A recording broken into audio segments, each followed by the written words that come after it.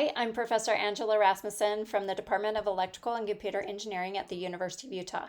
And today we're going to go over a BJT DC analysis, and we're going to assume actually active conditions. So that's why I crossed off the saturation mode. So this will be the problem that we are going to go through in this example. In this example, we had beta is given as 99, and we're going to assume active conditions. So you can see that there's a little bit more complicated circuitry at the base of this. So we're going to disconnect that from the BJT, change it into a Thevenin equivalent to make it a simpler circuit, and then analyze that circuit itself. So I'm going to cut this section off, and I'm going to analyze just this section. So we have zero current here. I'm going to kind of call this node Vx.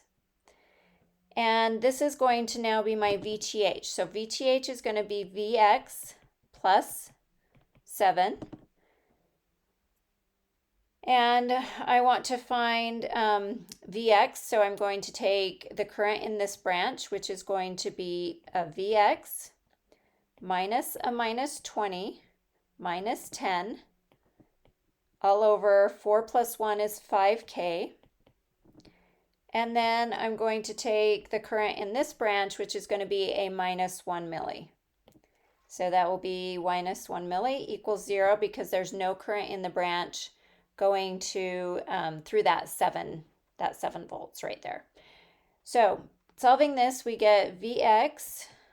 I take the 1 milli over to the other side and multiply it by 5K, bring the minus 20, which will be plus 20, minus 20 over, and a minus 10 becomes a plus 10. And so I get 5 minus 20 plus 10 gives me a minus 10 plus 5 for a minus 5. And so VTH here becomes minus 5 plus 7 becomes a plus 2 volts. And then my RTH, I'm going to open up the current source, so that becomes an open. I'm going to short all the voltages, so these all become shorts. So this ends up going, there's a short there, and then I'll have a short here, and then this goes also to ground. So my pathway goes through the 3K, draw that. So through the 3K and through the 4K and 1K. And you can see that, yes, it splits here, but this 6K is just dangling. So that's not going to contribute any resistance to ground. So my pathway is only 3K through 4K through 1K for an RTH of the addition of all those in series. So 3 plus 4 is 7 plus 1 is 8K. So RTH will be 8K and my VTH will be 2 volts. So I can redraw the circuit to be a little bit simpler circuit now by removing this complicated circuit and replacing it by that simple single resistor going into the base to VTH. So this is plus 2 and this is 8K. And now I have my IB goes through here, my IE goes through here. So these are each plus minus, plus minus, plus to minus, and my IC is here to plus minus, plus minus. So now looking at a loop to solve for this, I'm going to always go base to emitter for any active or saturation. I'm going to always do that loop first. And that is because I know the value between my base and emitter as 0.7 volt drop. So this will be a plus 2 minus IB 8K minus 0.7 minus IE 1K minus 1 minus IE 1K. So again, that's plus 2 minus IB 8K minus 0.7, and then a minus, I can add both those 1Ks together to 2K IE, and then a minus 1, and that equals 0. And now I have IB and IE, so I need to relate those two together.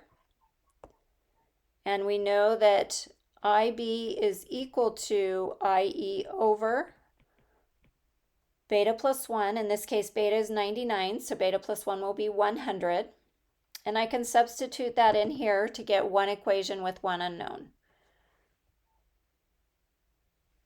So 2 minus 1 minus 0.7 gives me a 0.3. And IE will be equal to that 0.3 divided by 8K over 100 plus the 2K, which equals 144 microamps. From here I can get IB from 144 micro over 100. So 1.44 micro. And IC is either beta IB or alpha IE, either one. If I do either one, I get 143 microamps. So that is my IE, IB, IC, and then my check that I need to do is the voltages for VB, VC, and VE. So using those values, I want to find, actually going back here, so VB is going to be here at this node, and VB will be equal to 2 minus IB times 8K. Or I can find IE, use IE and find VE first. VE is either VB minus 0.7, or if I use the loop, it's going to be, now I'm adding up, so this one is going to be 2K, a plus 2K times IE plus 1. And then VC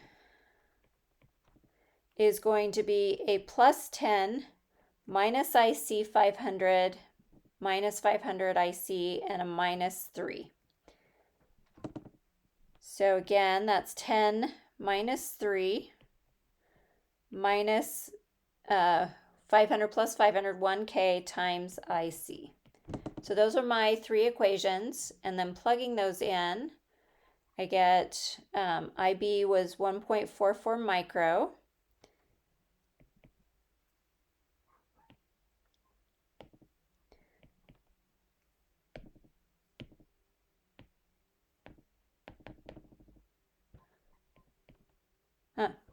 All right, not writing for a second. Okay.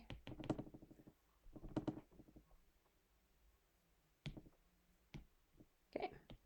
Equals, this is 1.44 micro.